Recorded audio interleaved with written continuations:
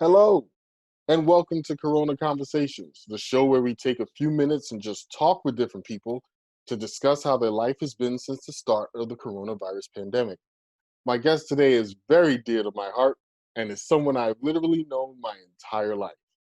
We've grown up together, and I can honestly say I've always wished I had the opportunity to just sit down and talk to him like this, but we could never make it happen. However, now, thanks to COVID 19, we finally have that time. It is my extreme honor and privilege to introduce my guest today, all the way from Phoenix, Arizona, Mr. Robert Bradshaw.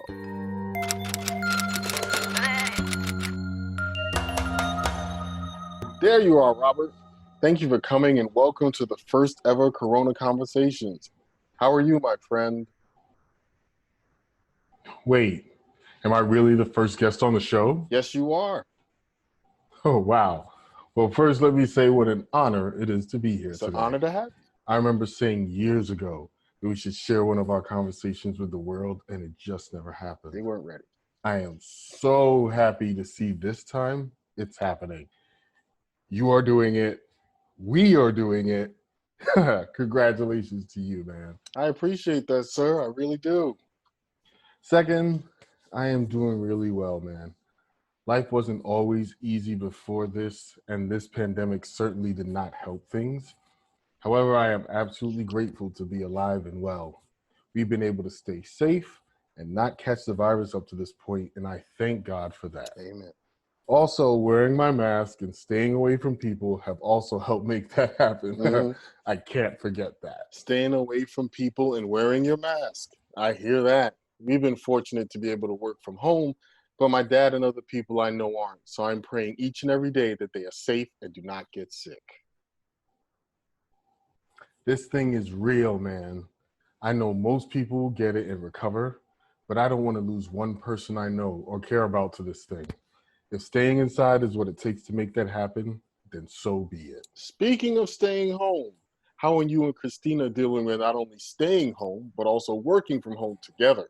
You guys just got married not too long ago, and I know this has to be, how do I say this? Difficult? I was going to say interesting, at least in the beginning, I'm guessing, but you can use whatever word you like. Just remember, she can probably hear you right now. Nah, it's been, you probably won't believe me, but it's actually been a great experience for us. Honestly, I think it's one of the best things we could have gone through so early in our marriage. Really? I'm serious.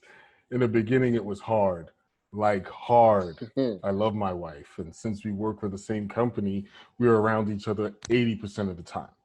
We were used to that, and that was fine. She likes to go out a lot more than I do, so we were able to have our breaks and stuff. You know, time by ourselves. Right. Once COVID started shutting the world down, all that changed. There was no time to miss each other.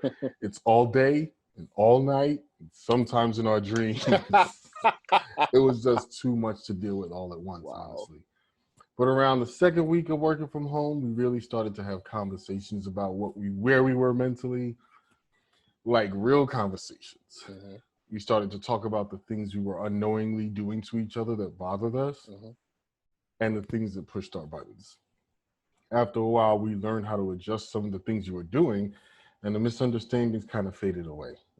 We were both really nervous that this was the beginning of the end, but through talking to other couples, we realized we weren't the only ones going through this. It really helped us refocus and make the changes we needed for the better.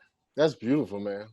It really is. So I guess you guys never have disagreements now at all, right? We are still two very strong-willed people in a shared space.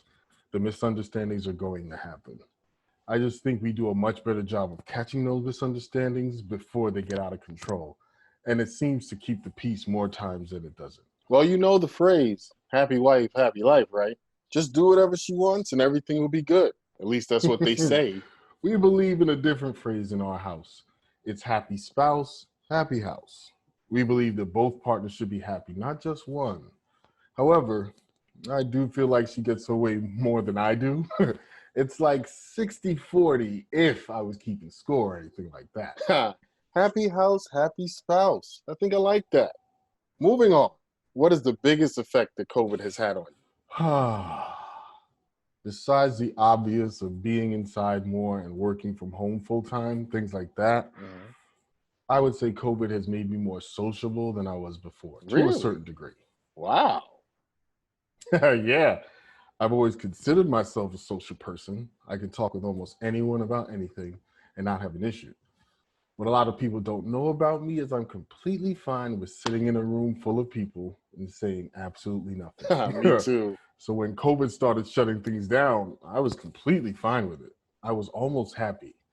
With phones, social media, and all the other ways to communicate, I knew I would still be able to talk with people. Right, right. Then I got Zoom and I started having meetings with different groups of friends and family and coworkers. This was on top of my work meetings. Wow. At one point, it felt like too much, just too much. It's a lot different from texting and liking posts on IG and Facebook. These were real interactions, and sometimes they turned into really real conversations, even though they were virtual. It also connected me with people who I've wanted to talk to before, but just never found time to do it. Like me. Absolutely. That is a great example. I feel like this pandemic narrowed my focus to more than just likes and messages and stuff like that. It really brought me back to real conversations. And I honestly hope I never go back to the way I was. Man, that is something. I've never actually thought about it like that.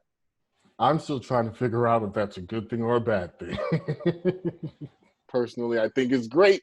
That's just me. So, everything we've talked about has been related to COVID.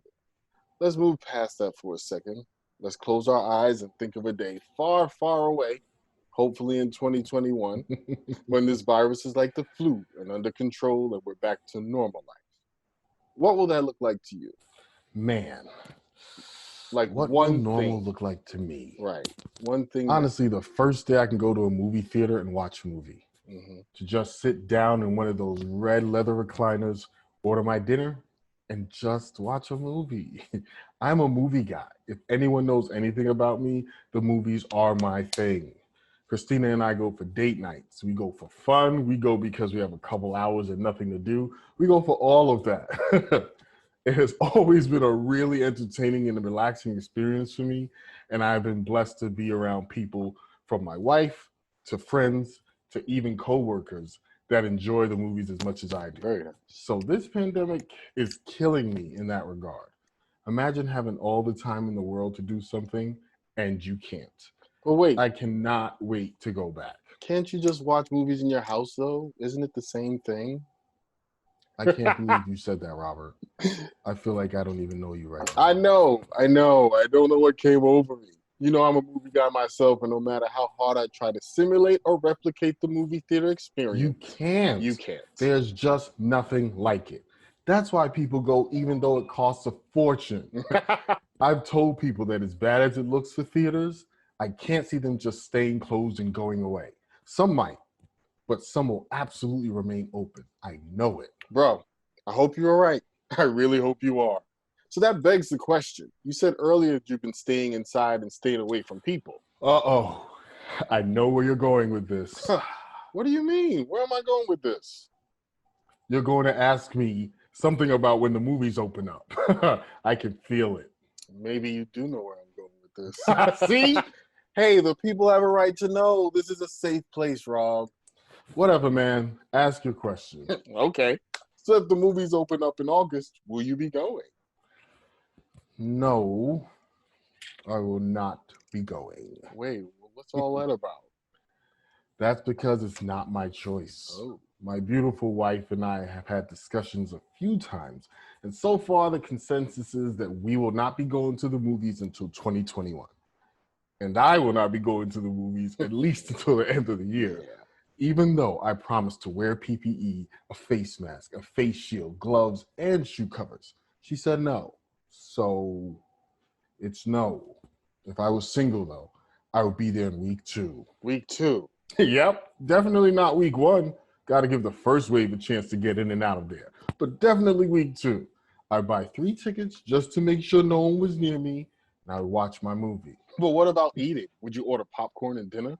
I would probably have food like tucked into my PPE suit so it's under and protected. And then I could just like pull my arm in and eat that way. Oh my God, you are too much, bro. You know me. It is that serious. I told you this is killing me. It wouldn't even matter what I would be watching, bro. But hopefully it'll be Mulan or Tenet. I'm really looking forward to those two since there will be no Black Widow this year. Oh yeah. Anyway, but thank God for my wife, though. She set me straight on this one. I have no comment, bro. Absolutely not. That's because you agree with me. I know. Well, I know you're busy, so I'm going to go ahead and wrap up here. Any final thoughts you'd like to share? The floor is yours. Oh, man. I would like to say that despite the state of our country right now, I am still hopeful for tomorrow. After witnessing people protesting, wearing masks, wearing AK-47s, after witnessing the murder of George Floyd, an image that has kept me up at nights, after seeing so many people of color that look like me, that could have been me, lose their lives for simply existing, I am hopeful that our country and our world is finally waking up. Waking up and no longer ignoring what it means to look like me. I'm hopeful that as we march, as we vote, as we donate to causes that fight injustice, as we support businesses large and small that support equality for all, as we have difficult conversations with people close to us, and every other thing we could do, large and small, I am hopeful that the next generation of children will not have to face the same issues and injustices that my generation and the generations before us had to face. I'm hopeful that they will live in a world where they won't have to face the same fears that I face even now. I'm hopeful that they will not only know that their lives matter, but the world will know it as well. Amen to that, man. Amen to that. Well, thanks again for joining me, sir. This has really been an amazing experience, and I truly hope Thank you for having me, bro. I hope you keep this going and that everyone supports you. You're a pretty good guy, if I do say so myself, and hopefully everyone else knows that. I appreciate that, man. That's all for now, folks. Be safe out there. Wash your hands and don't touch your face. I'll see you guys next time.